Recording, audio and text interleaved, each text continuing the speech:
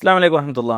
സഹോദരങ്ങളെ, സാധാരണ നമ്മുടെ മദീനയിൽ വരുന്ന ആളുകൾ ചിലപ്പോഴൊക്കെ ചില സങ്കടം പറയാറുണ്ട്. അതായത് പല സ്ഥലങ്ങളും സന്ദർശിക്കാൻ പറ്റിയില്ല എന്ന്. അതായത് എന്തോ ഒരു സന്ദർശിക്കുന്നതിൽ എന്തോ ഒരു പുണ്യം നഷ്ടപ്പെടുന്നത് പോലെയാണ്. അങ്ങനത്തെ ഒരു ടെൻഷനിലാണ് പലപ്പോഴും ആളുകൾ അത് പറയാറുള്ളത്.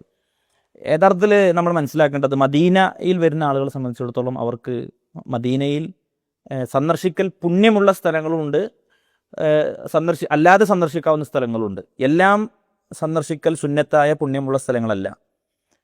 ഏതാണ് സന്ദർശിക്കൽ അല്ലെങ്കിൽ നമുക്ക് പുണ്യമുള്ളത്? നമുക്കറിയാം, നബി സല്ലല്ലാഹു അലൈഹി വസല്ലമ തങ്ങളുടെ പള്ളി മസ്ജിദുൻ നബവി, അതിൽ നമസ്കരിക്കുന്നതിന് റസൂലുള്ളാഹി സ്വല്ലല്ലാഹു അലൈഹി വസല്ലമ തങ്ങൾ മറ്റു പള്ളികളെക്കാളും 1000 ഇരട്ടി പുണ്യമുണ്ട് എന്ന് പ്രവാചകൻ സല്ലല്ലാഹു അലൈഹി വസല്ലമ തങ്ങൾ പറഞ്ഞതാണ്.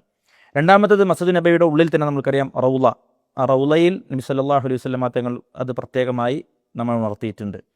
അതേപോലെ തന്നെ 2 ഖബർസ്ഥാനുകൾ, ആ 2 ഖബർസ്ഥാനുകൾ പ്രത്യേകം നമുക്ക് സന്ദർശിക്കാവുന്നതാണ്.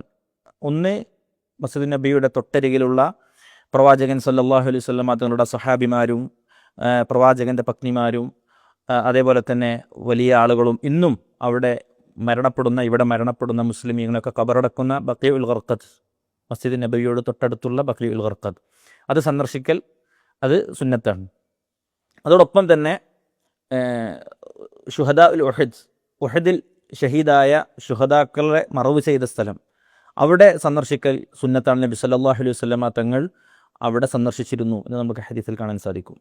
അതോടൊപ്പം തന്നെ ഖുബാ പള്ളിയിലുള്ള നമസ്കാരം, ഖുബാ പള്ളിയിലേക്ക് നബി സല്ലല്ലാഹു അലൈഹി വസല്ലമ തങ്ങൾ ശനിയാഴ്ച ദിവസങ്ങളിൽ നടന്നു പോയിരുന്നു എന്ന് നമുക്ക് കാണാൻ സാധിക്കും. പ്രവാചകൻ സല്ലല്ലാഹു അലൈഹി വസല്ലമ തങ്ങൾ പറഞ്ഞു, ഒരാൾ വീട്ടിൽ നിന്ന് വുളു എടുത്ത് ഖുബാ പള്ളിയിൽ പോയി നമസ്കരിച്ചാൽ അവനൊരു ഉംറ ചെയ്തതിൻ്റെ പുണ്യമുണ്ട് എന്ന് അല്ലാഹുവിൻ്റെ റസൂൽ സല്ലല്ലാഹു അലൈഹി വസല്ലമ തങ്ങൾ പറഞ്ഞിട്ടുണ്ട്. അപ്പോൾ ഇത് സുന്നത്താണ്.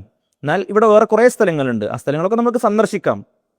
ഇത്രയും ദൂരം നമ്മൾ വന്ന് ഈ പുണ്യമായ ഈ മദീനയിൽ നമ്മൾ എത്തുമ്പോൾ ഇവിടെ പ്രവാചകൻ്റെയും സ്വഹാബിമാരുടെയും ഒക്കെ ആസാറുകൾ, അവരുടെ അടയാളങ്ങൾ ബാക്കി നിൽക്കുന്ന, അവരുടെ ജീവിതങ്ങൾ രേഖപ്പെടുത്തപ്പെട്ട പല സ്ഥലങ്ങളുമുണ്ട്. അവിടെയൊക്കെ നമുക്ക് സന്ദർശിക്കാവുന്നതാണ്.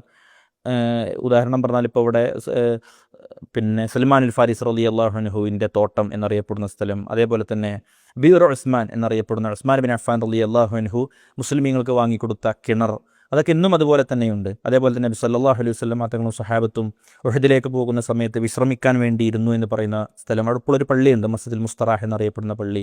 നബി സല്ലല്ലാഹു അലൈഹി വസല്ലമ തങ്ങൾ ആദ്യം ജുമുഅ നിർവഹിച്ച മസ്ജിദുൽ ജുമുഅ എന്നറിയപ്പെടുന്ന, ഇന്ന് അവിടെ ഒരു പള്ളിയുണ്ട്, മസ്ജിദുൽ ജുമുഅ. ഇങ്ങനെ ഒരുപാട് സ്ഥലങ്ങളുണ്ട് മദീനയിൽ, നമുക്ക് സന്ദർശിക്കാവുന്നതാണ്. പക്ഷെ അതൊന്നും സന്ദർശിക്കൽ പ്രത്യേകം പുണ്യമുള്ള കാര്യമല്ല. പക്ഷേ ആളുകൾ പലപ്പോഴും അതൊക്കെ മിസ്സായി കഴിഞ്ഞാൽ, ചിലപ്പോൾ ഉംറ ബസ്സിലൊക്കെ പലപ്പോഴും ഞങ്ങളെ ബസ് അവിടെ പോയി, നിങ്ങളെ ബസ് പോയോ എന്നൊക്കെ ചോദിക്കുമ്പോൾ ആളുകൾക്ക് ഭയങ്കര ടെൻഷനാണ്, എന്തൊരു പുണ്യം മിസ്സായി എന്നുള്ള അർത്ഥത്തിൽ. അങ്ങനെ ഒരിക്കലുമില്ല, നമ്മൾ മനസ്സിലാക്കുക, ഈ കാര്യം നമ്മൾ ഉൾക്കൊള്ളുക. അള്ളാഹു അനുഗ്രഹിക്കുമാറാവട്ടെ.